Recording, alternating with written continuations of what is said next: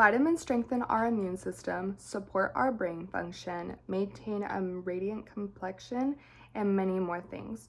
What if I told you that 94% of the US population do not meet the daily requirements for vitamin D, 88% for vitamin E, 52% for magnesium, and some of the consequences of lacking these vitamins are linked to higher risk of chronic disease like cancers, heart disease, and diabetes. Today, I've chosen to talk to you about daily vitamins. I want to persuade you of the importance of taking daily vitamins. I will talk to you about what vitamins are, how we obtain vitamins, and why we need supplements by first giving you some basic scientific definitions. Second, explaining the food groups associated with vitamins. And finally, why we lack all the necessary vitamins. What is a vitamin? Vitamins and minerals are organic compounds that our bodies use in very small amounts for a variety of metabolic processes. Vitamins are referred to as micronutrients, and they work with macronutrients to help us process things like protein and carbohydrates correctly.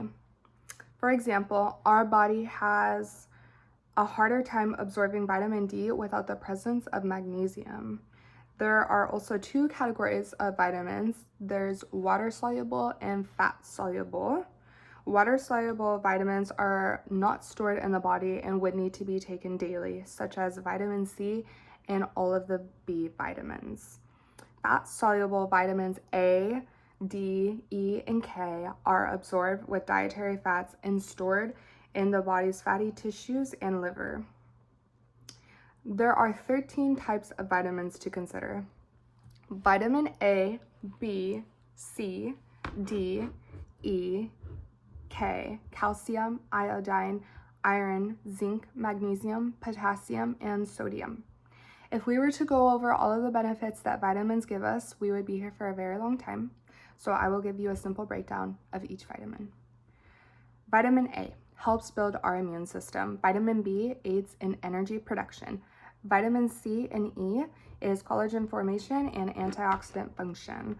Vitamin D, K, and calcium promotes healthy bones. Iodine, production of thyroid hormones. Iron helps in transportation of oxygen in the blood. Zinc, growth and development. Magnesium, regulate blood temperature and lung function.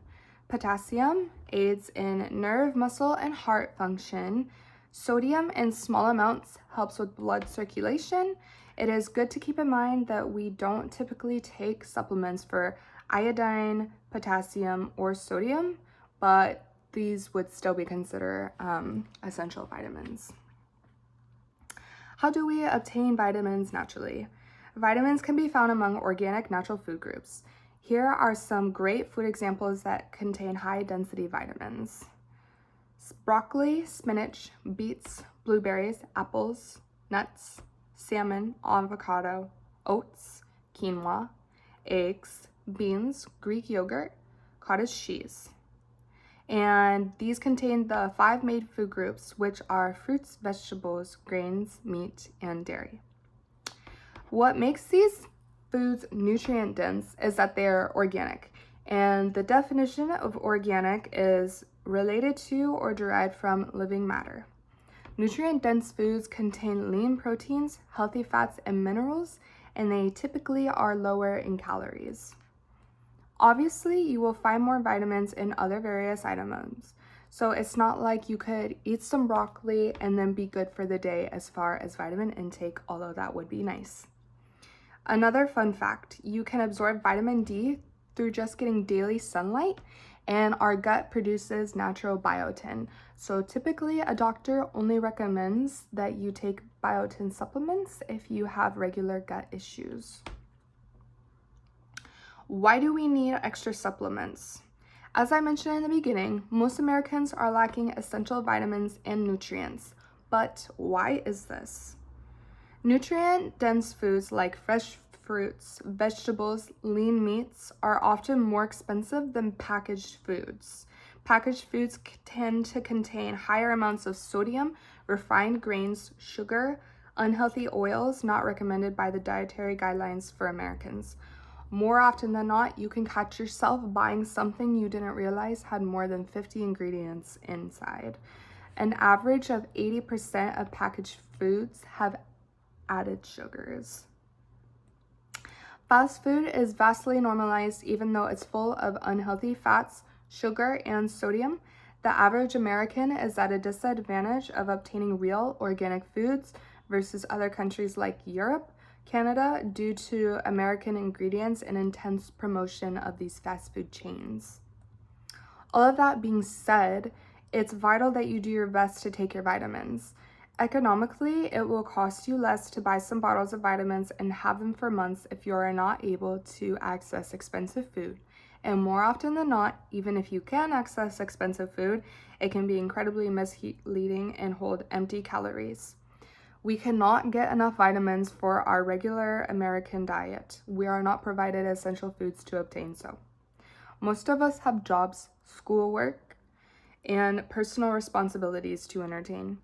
It will be much easier for you to take some supplements in the morning versus trying to alter your current state of diet. Also wanted to mention, that being said, it would be beneficial for you to improve your diet, of course, if this is a category that you lack in.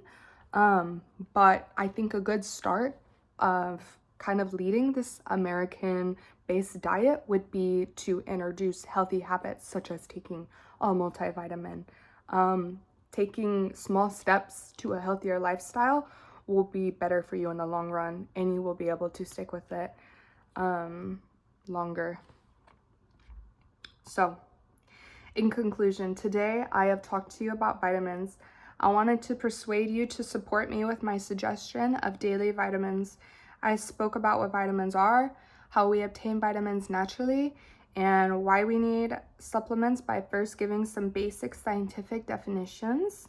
Second, by explaining the food groups associated with vitamins.